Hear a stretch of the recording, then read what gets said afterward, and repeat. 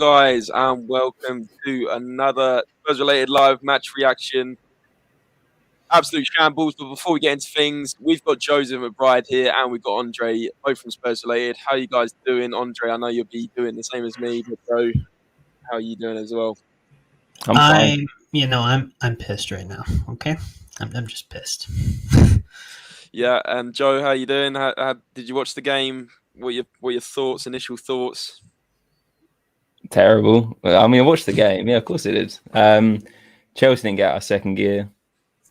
They didn't need to, really. Let's be honest. Again, it was another defensive error. All three goals over the whole two ties were your fault, basically. I mean, Galini made a really good save against Lukaku, but then 5 minutes later does that? Yeah, exactly. It's unfortunate, but I don't know. It was just so lackluster, and every time he went forward, it was like you were actually. You were kind of like, oh my god, we've got a chance, and there was so much pressure behind it. I don't know if this is just me, but every time you're in the final third, you're Lucas, Kane. I mean, the one with Kane where he played the ball way too heavy into Lucas and just ruined the whole chance. But you either were too indecisive, would kind of dithering about, oh, do we go left, do we go right, and then not doing the right decision, or when the decision was made, it wasn't executed right.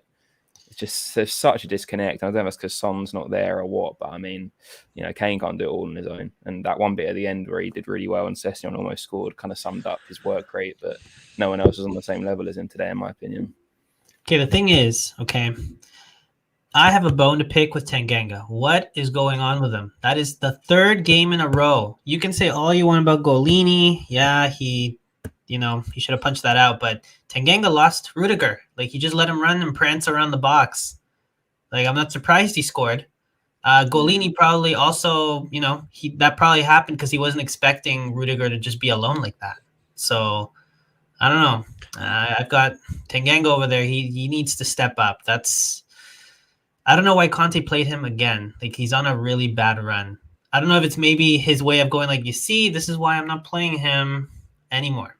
I don't know. I don't know why you Spurs a lot are surprised that Tanganga's not playing well. I don't think he's a very good player. He's still your youth prospect, and you've just shoved him in because you've got no other options. Yeah, James was raving about him years ago, and everyone's like, "Oh, he's not playing well," and it's like because he's not good. I'm sorry. The thing is, Tanganga is, like Joe, you said, he's still young, and we've almost thrown him in the deep end. But the tragic bit about that is, you go back to the board and Levy. I mean, the fact that we're chucking youngsters in like Tanganga, like Sessegnon, he's still quite young, like Brian Hill.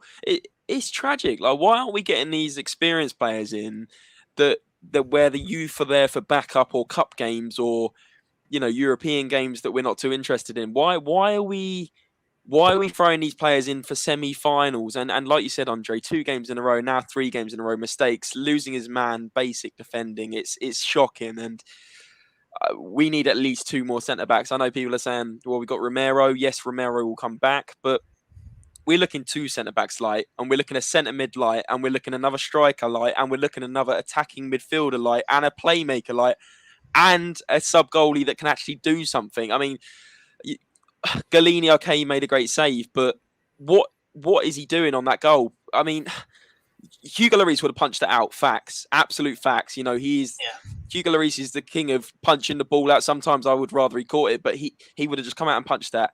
Galini, it's the basics of goalkeeping. You've got to be brave, and he's just let Rudiger climb above him. It's shocking. But before I go off on too much of a mad one, we've got about 15 people in here, guys. Make sure you smash the like button if you want more match reviews. Get your comments in the section and we'll answer them. But Joe, what did you think was the key, other than obviously Tanganga, what did you think was the key problems for Spurs today, other than just quality, really, for me? Well, yeah, just second best. I mean, they're a better team, and there's no, I'm not being savage or harsh in saying that. It's just facts. No, you're not.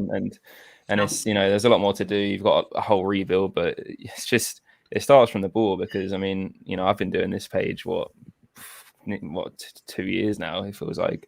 But it feels longer because it's Spurs, but yeah.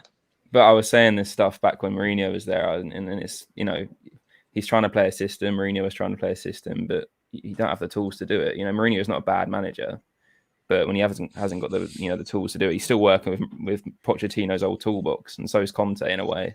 Obviously, there's a few additions, and obviously there were injuries that were against you. So, Reguilon could have played if Romero was fit. There's all these ifs, buts, and maybes that you'd have had a much better chance. But I just think, at the back, you're shaky. You're trying to play, a Conte intense 5 at the back style, and you're not confident enough to do it. Again, Dyer was a miss for you today, which isn't something I'm usually used to saying. Yeah.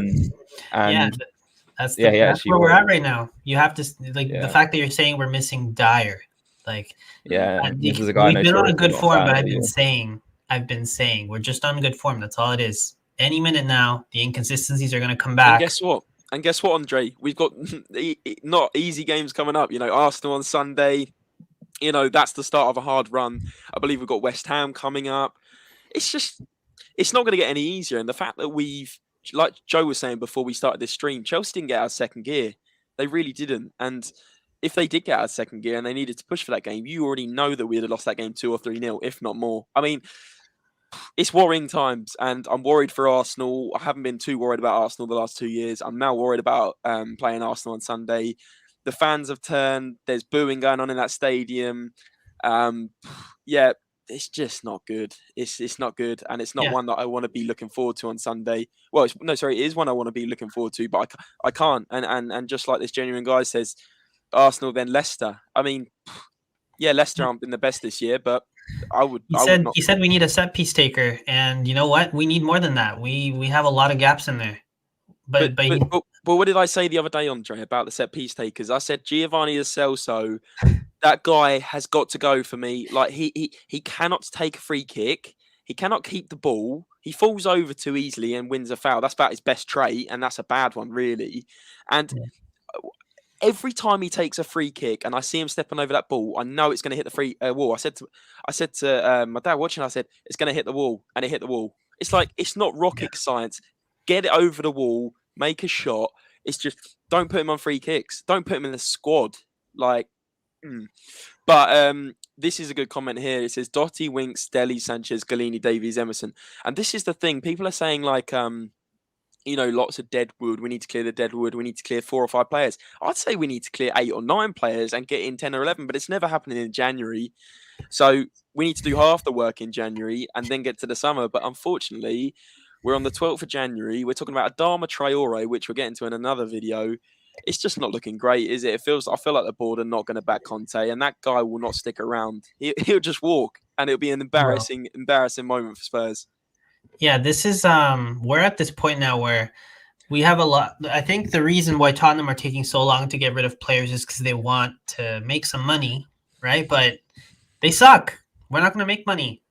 Look at Sissoko. He had a nice, good 1 year, 1 season and a half of momentum. And there was some rumors that maybe he could get sold. Instead, we waited until he was worth 4 million. That's all we got back. Who was that for? Sissoko. 14 million. Was it 4 that he left for? Him. Yeah, 4 million. If that. I don't even think it was that, was it? If Watford paid 4 million, then they've also got a problem as well. Yeah. I wouldn't have paid more than 1 million for that guy. Honestly. Do any of you like Emerson? For me, I said this last week, it's too early to judge, but Emerson shows signs that he can be great, but I also don't think he's ever going to be a world beater. For me, he's someone that can get down the line, but his end product isn't great. And whether he can work on that, I don't know. But he's reminded me so much of... It's almost like if you merge Aurier and Emerson, it would be all right, because Aurier actually had a good cross, but wasn't good defensively. But Emerson sort of tracks back and can run down the line. But he didn't. You're right, but they aren't quite the complete right wing back, either of them. I'd have taken Trippier back, and that's kind of desperate. And the fact he's gone to Newcastle, I mean, fair play, but that's another subject. But Andre, other than Tanganga, I've asked Joe already. What do you think were the main problems today? Well, definitely Tanganga. When I saw that, I was like, Lo Celso, same thing. Doherty again. Why are we playing him left wing back? I just don't understand. I do not understand. I was telling my friend who was watching it with me, I was like, I think Conte is just playing some of the players that he does not want to play for a long time. To prove a point. To prove a point to the fans. To be like, you probably won't see these guys for a while. And I want you guys to make sure, to have it in your mind that they cost us the semifinal. Because honestly, yeah, I guess the Premier League is more important. If we want to bring some players that we are being linked to for the summer, we're gonna need to offer Champions League football. So unless we have a full 11, like our main starting in every single one, we suck. The minute that we change one of those guys for one of our depth players, where it's like there's like a hole in there. So notice also we didn't bring on more than 3 subs. You could use 5. Chelsea used 5. We used 3. We didn't bring on Dele Alli at all. I mean, that speaks I wouldn't volumes. have brought him. But it speaks volumes. Like, we didn't bring on Dele Alli. We didn't bring on Dane Scarlett. We didn't bring on Rodon. I mean, but to be honest, that is the extent of our bench. Yes, we brought on Ryan Sessegnon, Skip and Hill, but you look, just even reading that bench, I'm embarrassed to say it. Like, it's not good enough. It's really not good enough. It's far from class. It's not even half class. It's just Brian Hill is young. He's not experienced enough. We're throwing him on, and people are like, he's our best option. Does that not just sum it up? Brian Hill is our best option. Who's saying that?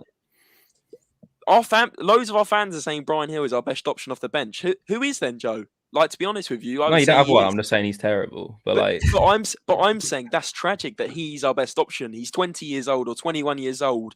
He's a young prospect that we bought for the future, and we're throwing him on in games to change the game for the first team. It just, the more I talk about it, the more annoyed I get. I'm genuinely like very annoyed about it, because our bench never was amazing even 2-3 years ago, but it's a whole damn sight better than it is now. And even when we used to bring on players like Lamela, yeah, they're still not like absolute world beaters. They're not, but we're probably dying to bring on a Lamela right now. It's better than what we've got. It's gone backwards even more. That is incredible how it's gone backwards even more from the likes of Lamela, who people were screaming out to leave.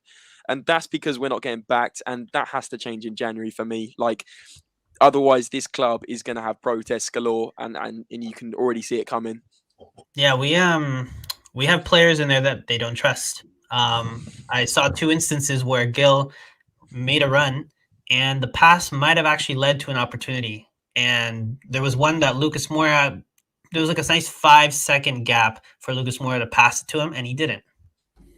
So that just sums it up for me. We have players on the bench that the minute they come on, the other players are like, I kind of don't want to pass it to you. I'd rather just shoot it from outside the box, because I feel like there's a better chance I'll score from there than like slipping it into you and then having you miss from inside the net. From inside the box. So, yeah, I mean, I wouldn't even be able to tell you a single player that I just think deserves to stay in a Spurs shirt tonight. I mean, even Lucas wasn't great. He was a bit heavy touched. In terms of his touches, going around the defender. I mean, I don't know how that was even given a penalty. We haven't even talked about the VAR decisions, because I can't even be bothered. Like, every decision was spot on from VAR tonight.